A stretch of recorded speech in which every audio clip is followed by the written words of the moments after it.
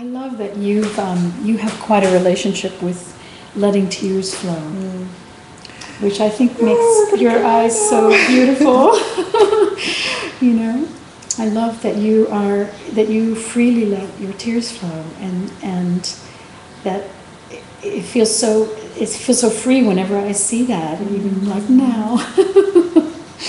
You know, it's a great teaching to me, and has given me more permission to let tears flow as needed, because it's so painful to hold it in. And when the tears flow, you know, it's almost like a baptism of your own awareness. It's like you're cleansing something. It's like your metaphoric soul is allowing itself to be heard, you know. And so that's another piece of this, is to, and I know for men it's much harder.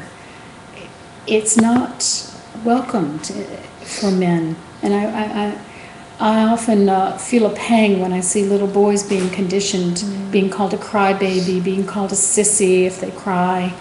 You know, and it has to cause this kind of little armoring that starts very young and doesn't want to be judged in those ways. And I sometimes have wondered if the reason women live longer is that we're more free, we're allowed to feel our emotions much more powerfully and express our grief and have tears. I mean, it's just a thought, but I don't have any biological basis for it. But I've sometimes wondered why we do outlive men, you know, traditionally. So I would say, and obviously I'm not suggesting that you go around constantly crying. I'm not suggesting that for any of us, but that you let tears flow as needed. You know, if you're feeling grief and you feel them there, and you feel that well, it's incredibly, like I said, cleansing.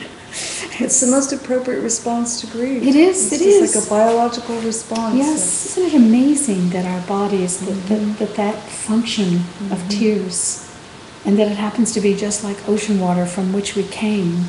You know, isn't it amazing, that is the apparatus? So let your own biological animal, which feels grief,